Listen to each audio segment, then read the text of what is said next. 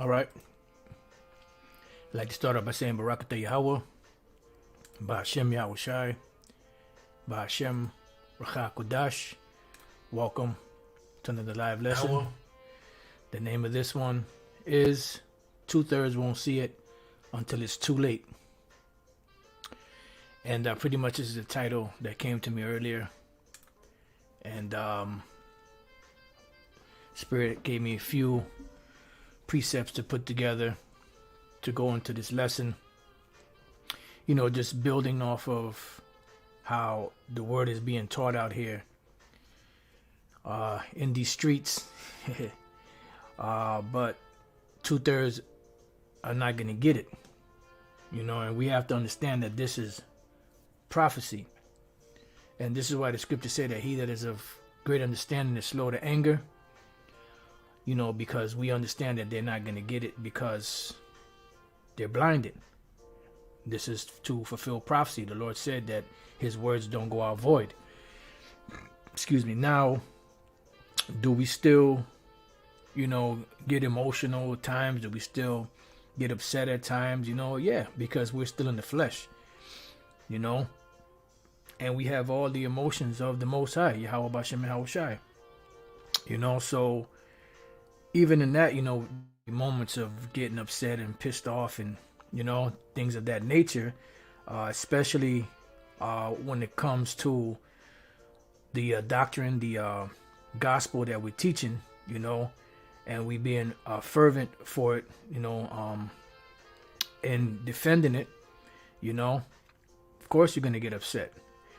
But, you know, all in all, we understand that two-thirds are blinded because the Lord has them blinded.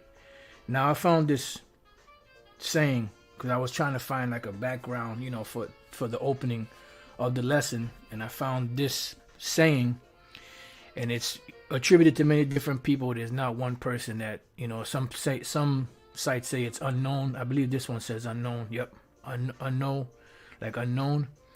Then you have others that give it, that attribute it to other people, some men, some women. So it's neither here nor there. You know, we just try to see when we use something that, you know, to try to get the origins or the source. But regardless, it's still a good saying, you know. It says, eyes are useless when the mind is blind. And this is very prolific. It's a very straightforward saying. It's nothing, you know, mind-blowing as far as something super deep that was said, but it's just the basic, you know, idea of what's being said here is so profound. Just like when we read through the Gospels of Yahweh Shai, you know, the things that he said and the things that he did and the examples that he gave were just basic everyday things that you see. But, you know, it was so profound in the way that he was able to put those words together to paint a picture of different events and different things. You know, remember, parables are still actual things, but they're just spoken in an allegorical way. You know, there's a term, it kind of came and went, you know, but subliminal. You know, you have subliminal messages. There's another one, I can't think of the other name, but you can sing a song, write a poem, or do a rap, but it's saying something, but there's another message behind it. You know, I can't think of the actual terminology right now, but that's what it is. So he used everyday basic things like leaves and trees and branches and the ground and the earth and the seed and the sun and the moon and the stars, you know, and different aspects, the fruit and fig trees and the fig and, you know, just the way plants grow and the different soils that they grow in. Just basic things that are very easy to understand, you know, but when he put them together into words, it painted such a clear picture, you know, and that's why the Apostle Paul said, unless, matter of fact, let's start off with that real quick. Let's go to 1 Corinthians chapter 14. and verse 8. It says, I start at 7. And even things without life given sound, whether pipe or harp, except they give a distinction in the sounds, how shall it be known what is piped or harped? Yep, that's true. For if the trumpet give an uncertain sound, who shall prepare himself for the battle? And that's what we're doing. We're out here blowing a trumpet. But the problem is that 2/3 of Jake don't know how to discern between when it's an alarm of war, when it's a union, a gathering for the congregation, when it's a high holy day, when it's for war or war that's coming, this destruction that's coming. They don't know how to discern to prepare themselves. It says, so likewise ye, except you utter by the tongue words easy to be understood, how shall it be known what is spoken? For you shall speak into the air. So when we speak, it's supposed to be, basic, easy things, to bring out the message of the scriptures. And this is why a high priest Ariah used to always say, use the words in the Bible. When you break things down, use the words in the Bible, because sometimes we can at times go on a tangent, going off into out into space, spitting space, inside joke, and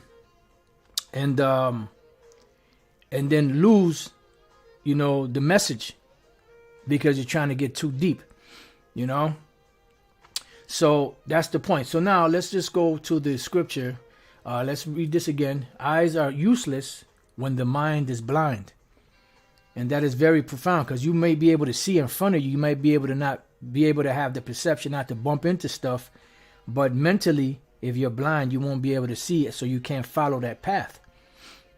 It'll be like a blind man groping. So let's go to the book of Isaiah chapter 6, because this is something that the Lord ordained an actual angel to do. You see? This is something that was a job that was given to an angel by the Most High Yahweh. And this was another council in heaven. Because you have those people that say that, Satan was kicked out of heaven. That's all bullshit. The Satan that is speaking about being kicked out of heaven, or the Lucifer, or the serpent and all that, that's talking about Esau, the so-called white man.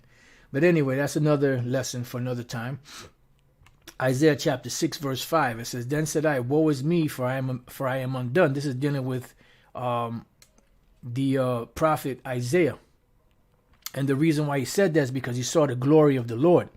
He saw the Most High, he saw the chariots, he saw the shuttle, the other, I forget what they're called, that broke away from the chariot, the other smaller chariots. There's a term for it. It says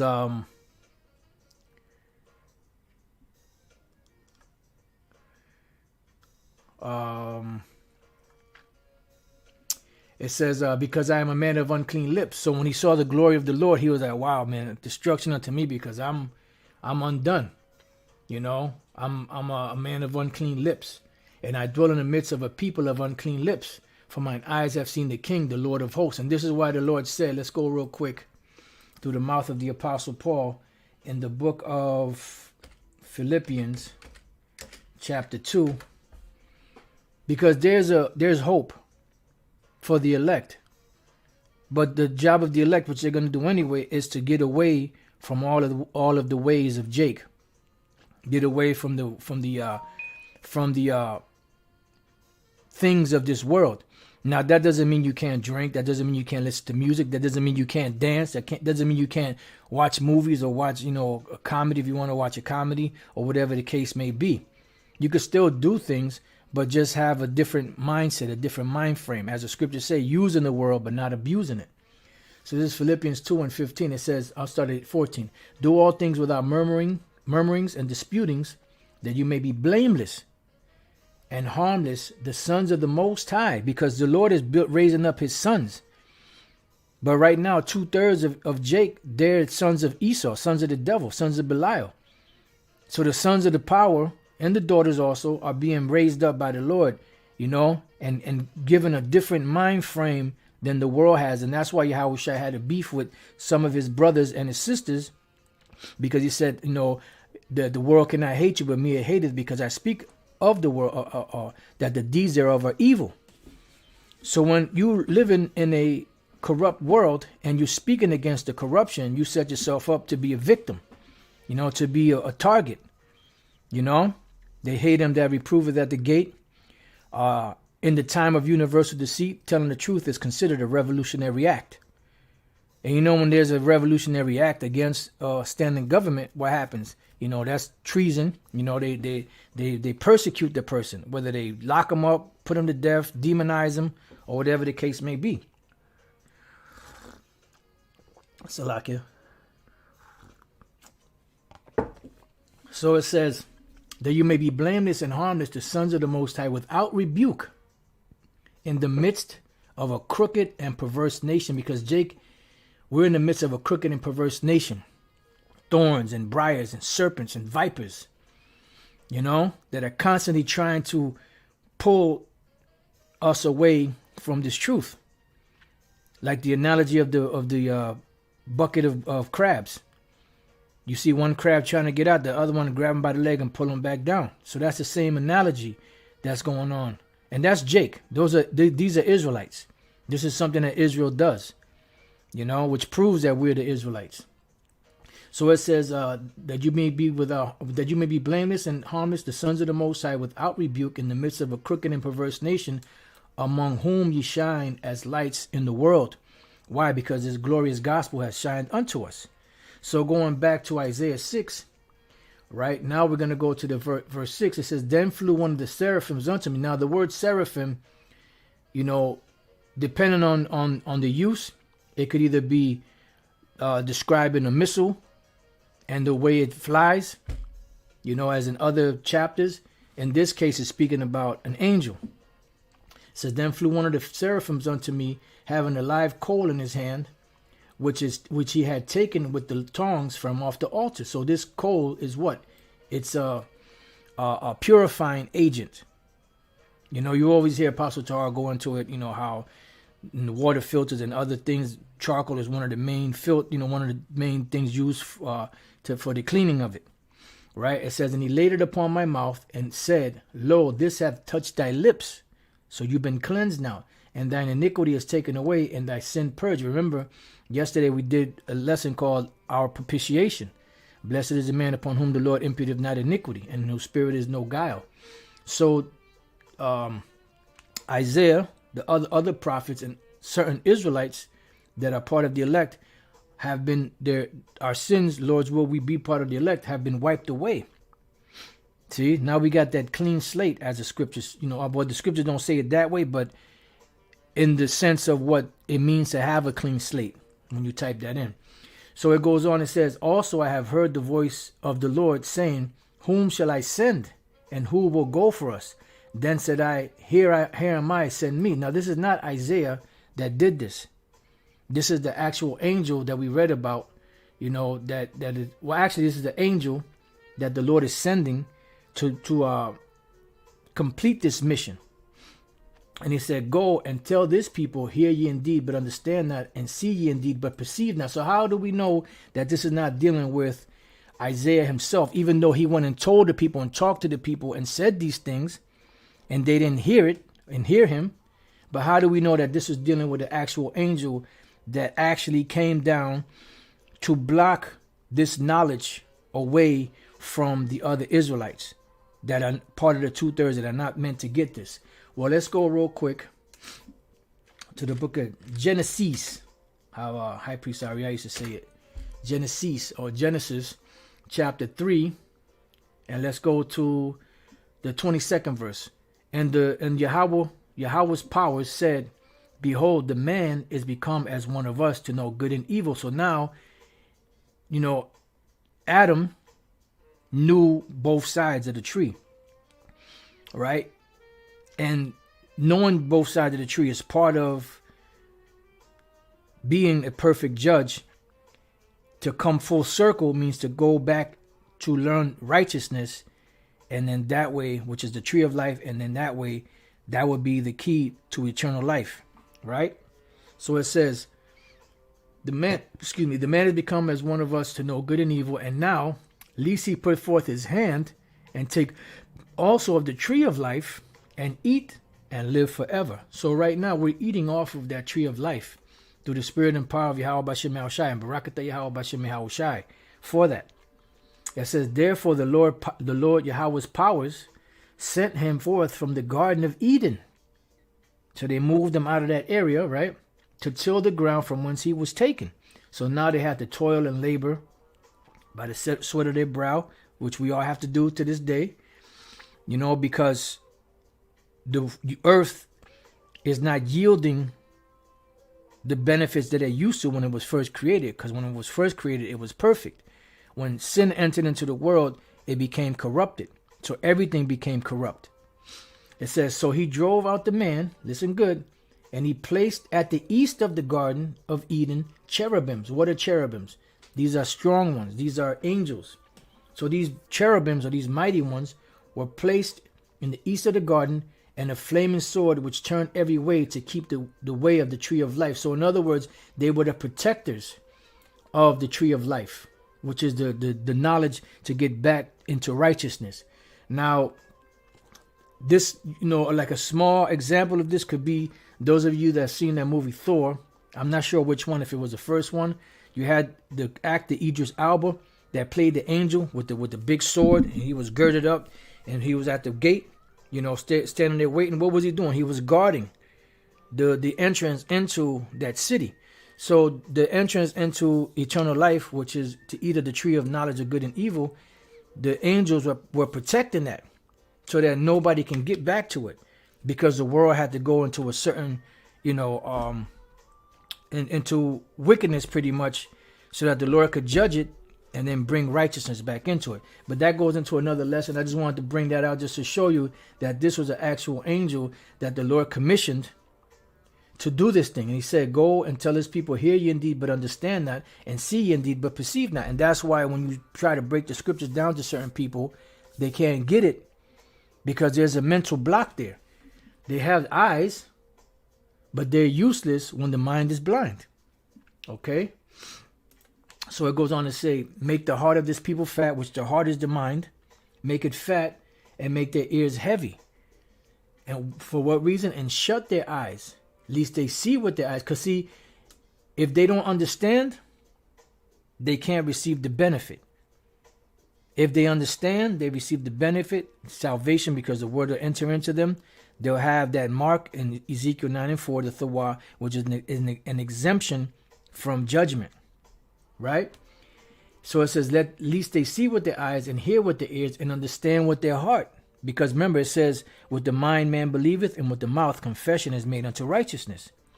It says, and convert and be healed. Now, what does the word convert mean? The word convert means to turn back, or to turn back to the truth. When you go into the Hebrew word of convert here, the word there is shawab, which means to return. So how can you return to something you were never a part of? So this is the ones that rebelled against the Lord.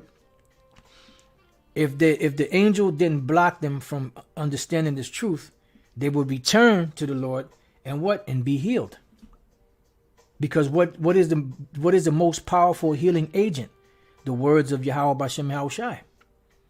As it says in the book of Psalms 107, that with his word he healed them. See? So this is the way to get to the Lord. But remember, not everyone is going to get it. And those that don't listen and are rebellious, they're going to get it. Not the word, but they're going to get it. Whatever it may be that's coming down the pike for them, because there's many different judgments coming. It says, then said I, Lord, how long? So how long will it be that these people cannot see, cannot hear? It says, and he answered, until the cities be wasted without inhabitant. That's dealing with here in America, because this is in the last days. This is what this is talking about, right? It says, and the houses without man, and the land be utterly desolate. And America is going to be utterly desolate after the destruction. It says, and the Lord have removed men far away, and there be a great forsaking in the midst of the land. Now the word forsaking, when we look it up, is the word Iwaba, Izabah, forsakenness, desolation. So to the land be desolate. And how is this land going to become desolate? By that fire that the Lord is going to bring to purge it. It says, and the Lord have removed men far away, and there be a great forsaking in the land, or in the midst of the land. But yet in it shall be a tenth. What is this tenth? This tenth is a representation of the elect. It says, and it shall return, meaning the elect shall return. Because remember, we all fell away. We all fell asleep. But there's going to be an election that's going to return, understand, be converted, and be healed. And shall be eaten, and as a tale tree, and as an oak, whose substance is in them. See, because the Lord is going to allow these elect to be fed in the spirit, you know, and the substance is what? The key to salvation that's going to be in them. When they cast their leaves, so the holy seed shall be the substance thereof. So this is going to be what? The elect. That's going to be the holy seed, or the chosen outside of the chosen, to repopulate the earth with Israelites. The first fruits. So, you know, so you could understand. Now, let's go from there. Let's go to the book of Jeremiah, chapter 5, and verse 23. We're going to read down. It says, but this people have a revolting and a rebellious heart. They are revolted and gone. Yeah, because they rebelled against the Lord.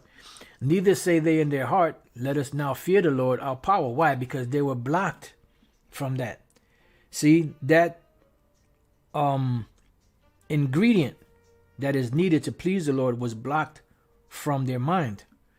It says that giveth rain, both the former and the latter, in his season. He reserveth unto us the appointed weeks of the harvest.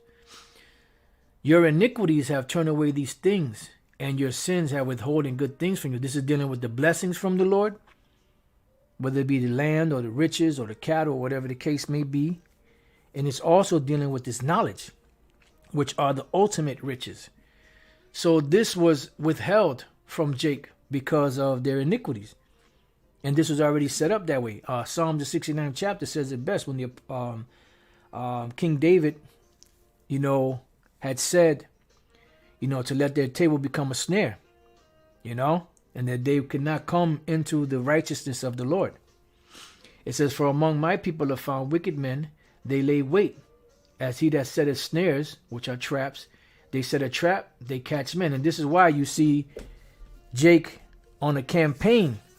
These plantation Christians, these are those foxes and those vipers and serpents and thorns and briars that are going around trying to take as many with them as possible, but they don't realize that they're still working for the Lord on the left-hand side, because they are set up as stumbling blocks to the ones the Lord doesn't want. We got to remember there's an election, an election, an election. The elect. And the ones that the Lord doesn't want, they're not going to get it. And that is just what the Lord, that's his will. That's what he wants to do. And he could do whatever he wants to do. It says, as a cage is full of birds, so are their houses full of deceit. And that's what they thrive off of, deceit, because they are given to who? To Esau, to the devil. That's why 2/3 will break down to what? 66.6. You get your 666 from. And we know that the devil thrives off of what? Deception, deceit. And this is how they were able to manipulate the whole world into worshiping them as the Most High, as the Messiah, so on and so forth, because of that great deception and the ability for that to be given them, which they pushed upon the whole world to deceive the whole world. And they got the whole world blinded. But we're dealing right now with 2/3 of Israel. The hell with the rest of the nations, because they even have their own people deceived.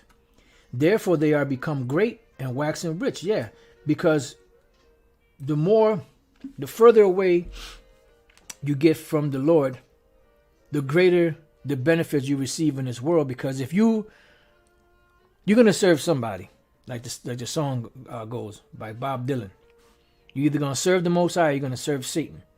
If we serve the Most High and we know that this is a wicked society, we're going to catch hell.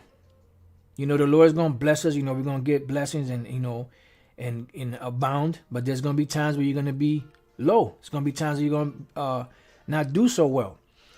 But the further these people get away from the Most High, that means what? The closer they get to Satan.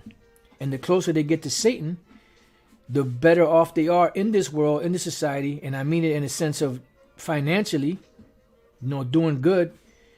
Because that power was given to the spiritual demon Satan, who is ruling this earth for the left-hand side of the Most High by his children, the Edomites. See? So by coming against the Lord, coming against the men of the Lord, coming against his word, they become great, they become rich, because they are conforming themselves to the manners of this world. It says they are waxing fat, they shine, and they do. You see them. You see these individuals out there. They're doing good, they got money, and notice the more wicked they are, the richer they become. Then they glorify those different lifestyles by putting celebrities and well-known figures and faces out there as the promoters of these different types of lifestyles, whatever they may be. It says, yea, they overpass the deeds of the wicked, because they become more wicked than Esau.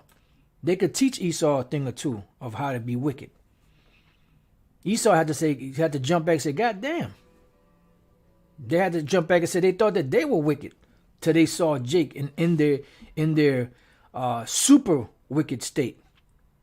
Remember, just how great Jake can be, and how amazing they could be. They could jump over buckets of water, dip their feet in the water, and then land on the other side. Inside joke video that they got this Jake. They can do amazing things on the left-hand side too. Hey, just because Jake goes on the left-hand side doesn't mean they lose those gifts and that godlike power that the Lord gave them. All the tribes, from Judah all the way down to Issachar. All right? It says they judge not the cause of the fatherless, yet they prosper. Yeah, because they're doing all the wicked shit and they prospering. Especially, these so-called leaders, among Jake, whether political or religious, whether in entertainment or whatever field they may be in, law. It says, and the right of the needy do they not judge? Shall I not visit for these things? So the Lord is going to visit. And that's why 2/3 won't see until it's too late. Saith the Lord, shall not my soul be avenged on such a nation as this? So the Lord is going to avenge himself upon Jake. And that's why Jacob's trouble is coming. That's why there's going to be hell to pay for being disobedient. It says, a wonderful and horrible thing is committed in the land.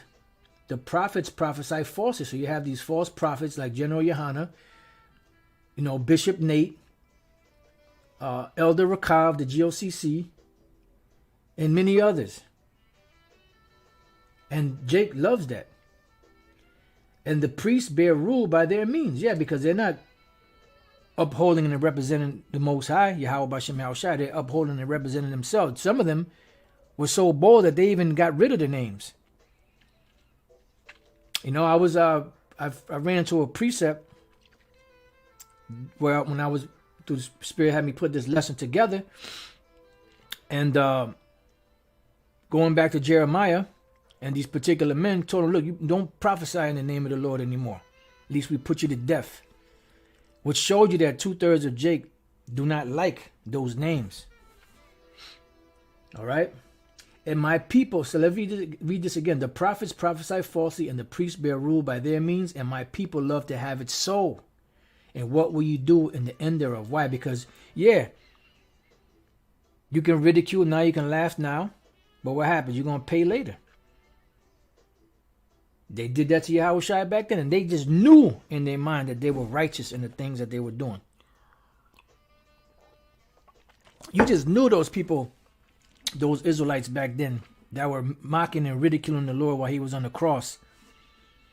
You just knew that in their mind, they just knew that they were right. Finally, we got this, you know. They just knew in their mind that they were doing the right thing because they were blinded. So now let's go from there to the book of Jeremiah, chapter 4, verse 19 on down. It says, lament over Judah's devastation.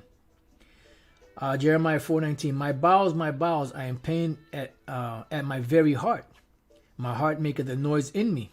I cannot hold my peace because thou hast heard, O my soul, the sound of the trumpet, the alarm of war.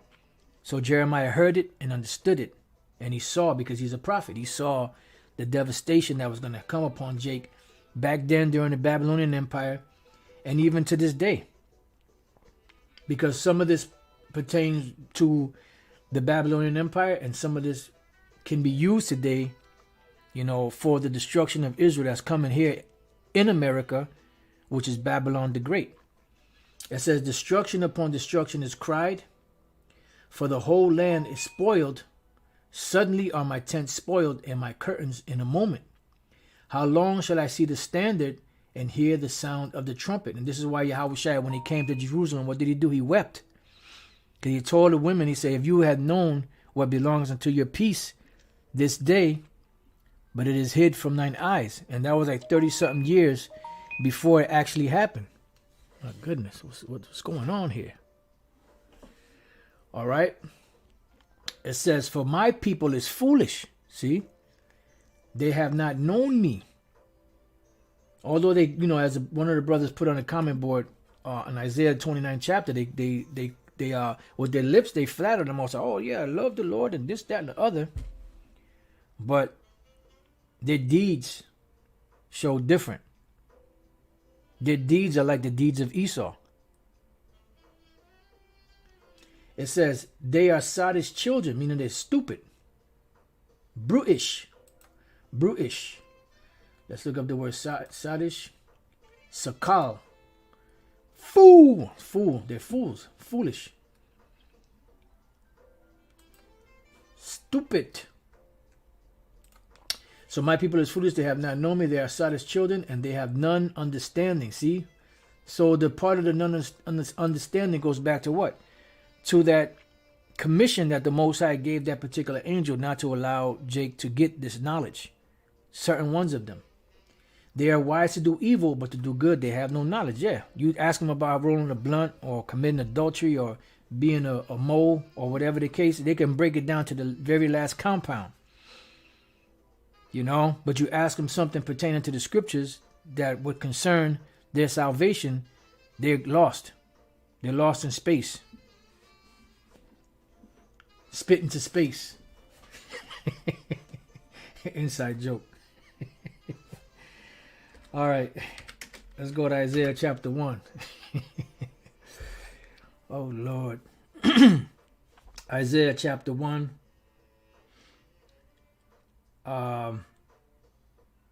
Actually, you know what? Before I go there, let's go to Isaiah 30. I kind of jumped, but that's all right. It's the Spirit. The Spirit is working. You know, we're just vessels used, you know, to speak the words of the Lord. Isaiah chapter 30, verse 8. Now go, write it before them in a table, and note it in the book, that it may be for the time to come, forever and ever. Yeah. And although it's written, although they could read it, they can't get it unless the Lord pulls that veil back. That this is a rebellious people, lying children, children that will not hear the law of the Lord, which say to the seers, who are the seers? The prophets. See not. We don't want to hear that. Who wrote that Bible? Man wrote that Bible. And to the prophets, prophesy not unto us right things, right? Because they don't want to know what's right. When the key to salvation is to know the right things that are pleasing in the sight of the Lord, that we may, find favor in his sight. For the purpose of what? Deliverance. It says, speak unto us smooth things, prophesy deceits. And this is the majority of Jake. This is why you see these men and women that will look and find out, oh, I'm Israelite. Oh, wow. Then what is the next step? To look for a group that fits and suits their lifestyle. See, they're not looking to change to please the Lord. What can I do, Lord, to please you? How can I change my life around? What can I do for salvation? What are the things that are pleasing in your sight to help me to attain that level so that I may be saved in that day and receive mercy from you? No, they're looking for, how the Lord, or how can they fit the Lord into their schedule? How can they, serve the Lord at their convenience? Like the Most High is sitting up there waiting for them. I wonder what Paul is doing. I wonder what this individual is doing. I wonder what this chick is doing. I wonder, when they're going to take me off the pay me no mind list. When are they going to, reverence me? I've been waiting patiently for a while. I'm just still waiting. But this is the mind of Jake. They say they love the Lord, but their mind and their heart is far from it. Because they're looking for a group that caters to their lifestyle, to their needs, to their wants, to their likes. Because nobody wants to suffer. Nobody wants to, catch hell. Go through the bumps and bruises of the truth. Be none better than great than to get to the kingdom. But the Apostle Paul said it best. If I believe that was the Apostle Paul that said it, confirming the souls of the disciples, and to that through much tribulation they shall enter into the kingdom of heaven. See? But here, these leaders teach Jake to what? Party and bullshit. Don't worry, there ain't gonna be no time of Jacob's trouble. And then you have Oil Can Harry, that the 10 to 15 year later prophet, he'll make certain statements. Like back then it was Cornelius is not an Israelite, kicked us out, but then 10, 15 years later he gets it. No apologies, just whatever. Then he got caught, red-handed, and that one older Benjamite man, cornered him. And he blatantly said, when he said, well, is there going to be a situation just like slavery and blah, blah, blah before the Lord comes? And he said, no. But now he comes back and says, well, if you listen closely to what I said, moron, I said that the time of Jacob's trouble wasn't yet. No, you said that there wasn't going to be no time of Jacob's trouble.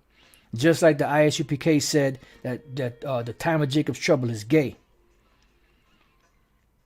But these are the individuals that you like because they cater to your needs, whether military or family oriented or party and bullshit, burgers and fringes, marching out there, stomping boots, guns at the shooting range, to cater to your needs.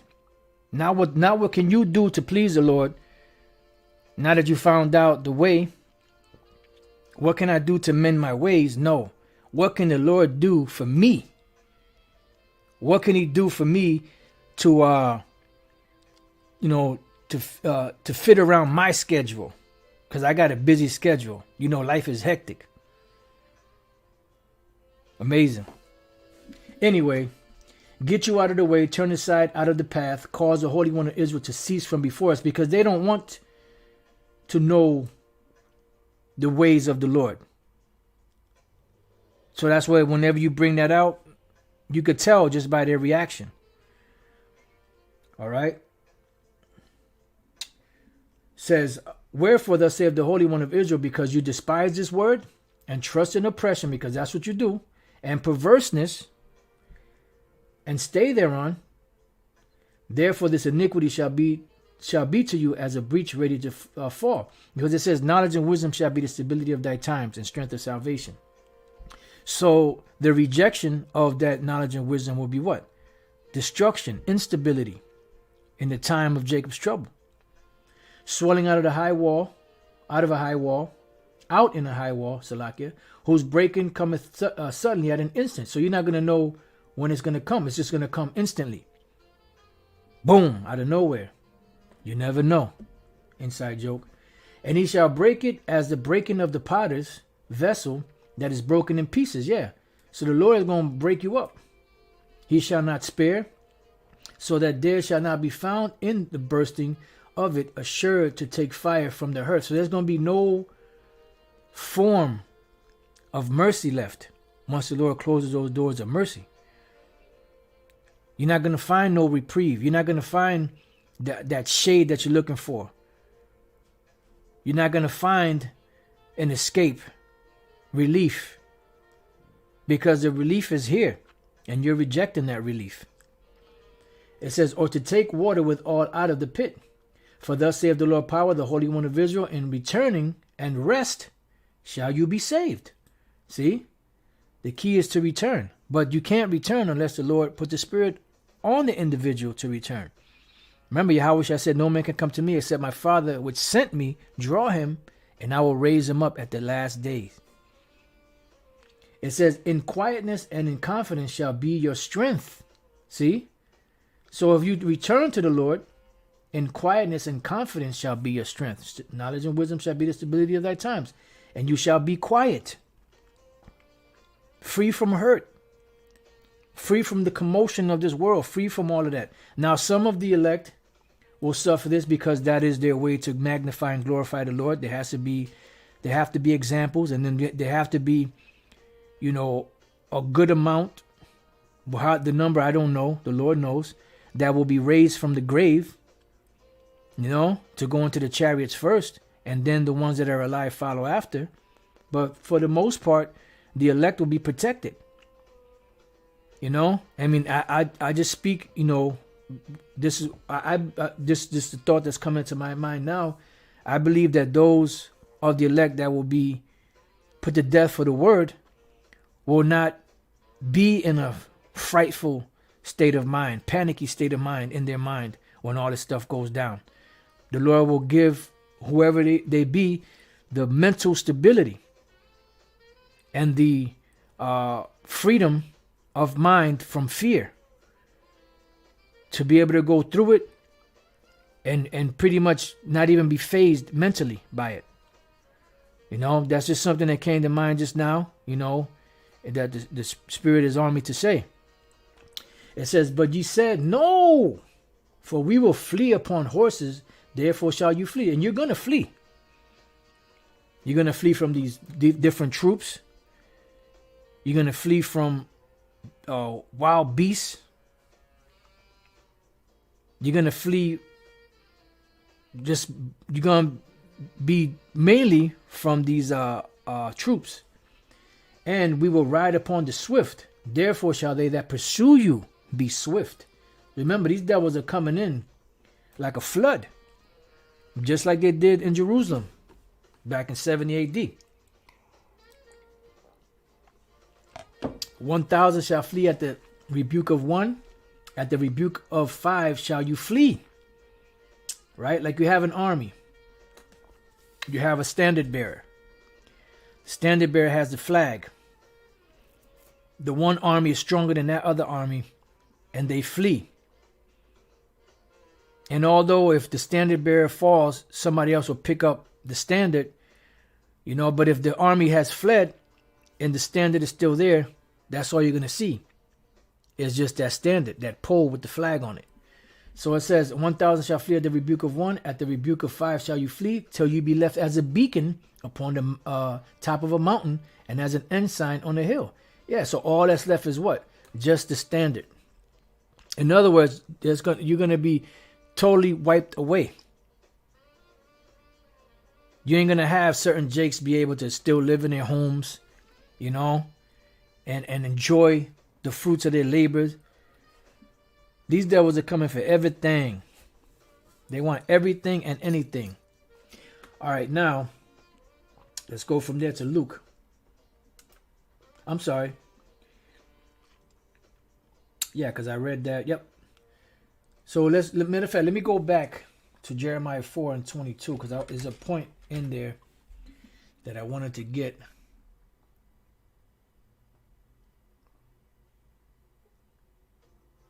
There was a point.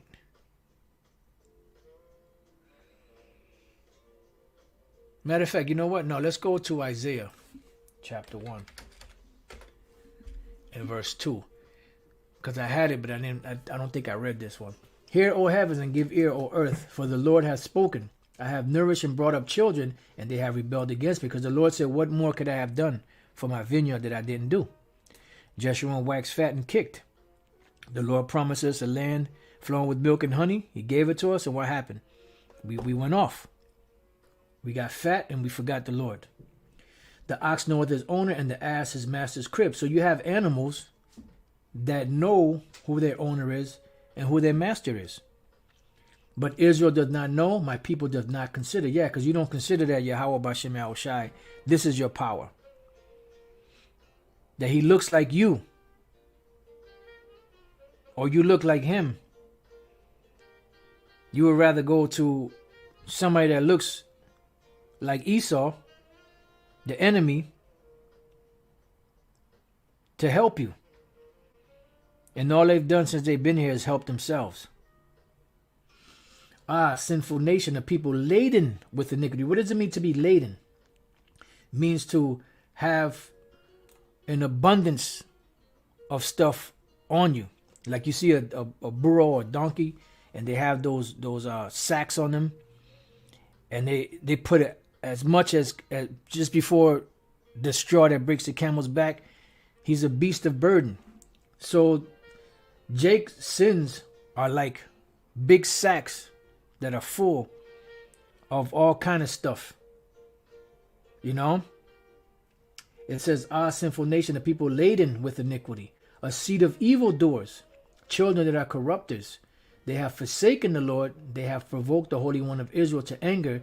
They are gone away backward. Why? Because you have the right way, the path to walk on, but you reject the path to walk on that wicked path. You know? Why should you be stricken anymore? You will revolt more and more. The whole head is sick and the whole heart faint. So there's no soundness in Jake. They can't heed to sound doctrine. This is why the Apostle Paul said this. No, that's not Philippians. That's Titus. Titus chapter 1 and verse 15. It says, unto the pure all things are pure, but unto them that are defiled and unbelieving is nothing pure, but even their mind and their conscience is defiled. See? They profess that they know the Most High, but in works they deny him, being abominable and disobedient, and unto every good work reprobate. Because remember, it said they are wise to do evil, but to do good they have no knowledge. So it goes on to say in verse 6, Isaiah 1 and 6, from the sole of the foot even to the head, there is no soundness in it, but wounds and bruises and putrefying sores. So when you see these Jakes in these religions, especially that plantation Christianity and any other philosophy outside of the word of the Lord, this truth of the Hebrew Israelites is like someone that's full of sores, somebody that's sick, you know? And they're thinking that they're in the best of health spiritually, but they're not. Hey, as this said, eyes are useless when the mind is blind.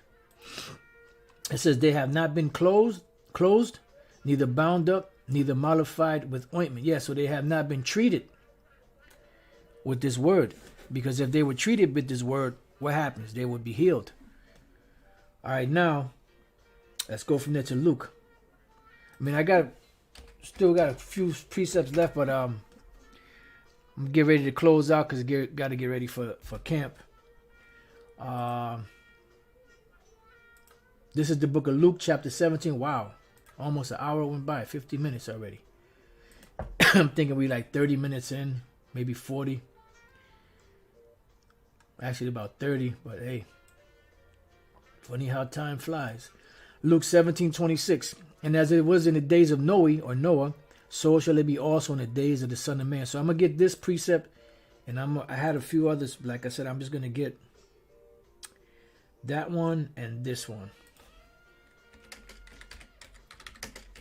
and then we could close out. It says, they did eat, they drank, they married wives, they were given in marriage until the day that Noah entered into the ark, and the flood came and destroyed them all. So it came upon them as what? As a thief in the night. Although Noah warned them, he told them specifically what was going to go down. They mocked and ridiculed him. And when did they believe? When it was too late, when they actually saw the destruction coming upon them. By that time, it was what? It was too late. Likewise, also as it was in the days of Lot, they did eat, they drank, they bought, they sold, they planted, they builded. Yeah. And Jake is going on likewise as they, with their normal day-to-day business. You still have Jakes out there that are looking for their careers or working towards their careers. And it says, but the same day that Lot went out of Sodom, it rained fire and brimstone from heaven and destroyed them all. Even thus shall it be in the day when the Son of Man is revealed. So when Yahushua comes back, it's going to be the same exact thing.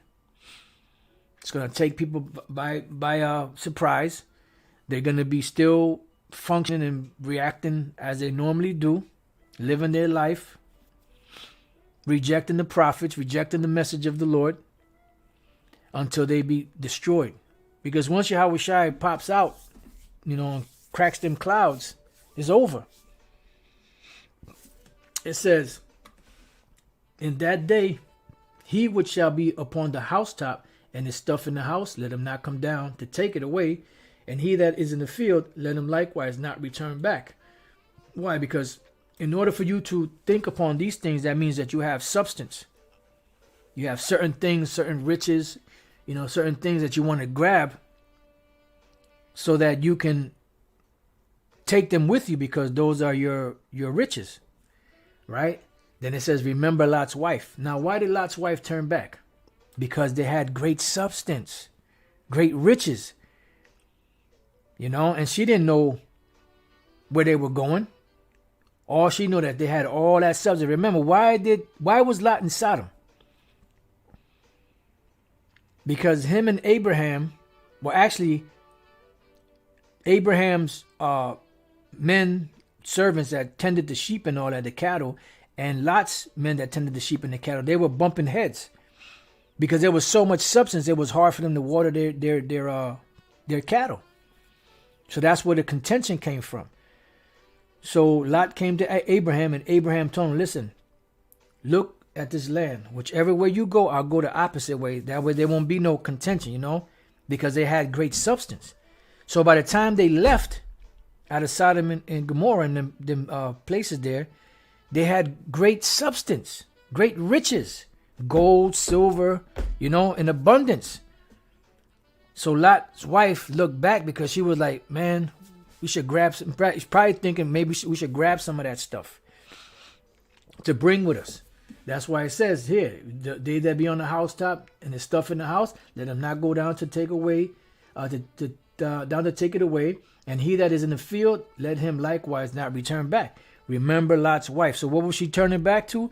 For those riches. And like Elder Pastor mentioned, which I agree with, that there was a force field behind them, but not in front of them. That's why the angel of the Lord told him, don't turn back. Don't look back. And when she looked back, that force field that was in her back was in her back. And her face and her front was exposed to that radiation. Man. All right. So the last precept I have is 1 Thessalonians 5:1. But of the times and the seasons, brethren, you have no need that I write unto you. For yourselves know perfectly that the day of the Lord so cometh as a thief in the night. Why? Because the Lord blessed us to see and understand these things. For when they shall say peace and safety, then sudden destruction cometh upon them as travail upon a woman with child, and they shall not escape. Yeah, because there's going to be a sudden destruction. Remember, there's many precepts that speak about that sudden destruction. You know, one of them offhand is in Isaiah 47 chapter. It says, but ye, brethren, meaning the elect, the ones that are awoke, are not in darkness. So remember, eyes are useless when the mind is blind. And so it says, but ye, brethren, are not in darkness, that day should overtake you as a thief, because the Lord opened up our minds with that eye salve. Ye are all children of light and the children of the day.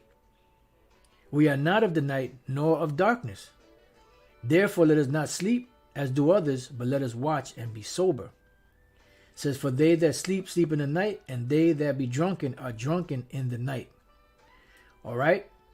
Now, let me leave you with this one here. 2 Corinthians 4, because you could read Proverbs, the first chapter, which was one of the precepts I had on the list. You know, which those that refuse and don't take heed, the Lord is going to destroy them. 2 Corinthians 4:3, but if our gospel be hid, it is hid to them that are lost, in whom the God of this world hath blinded the minds of them which believe not, lest the light of the glorious gospel of Yahushua, who is the image of the Most High, should shine unto them. And if that's the case, they will return back to the Lord and be healed. All right. So 2/3 are not going to go down this path. 2/3 won't see until it's too late. So with that, I pray that you brothers have been edified. Until the next time I say, Shalom.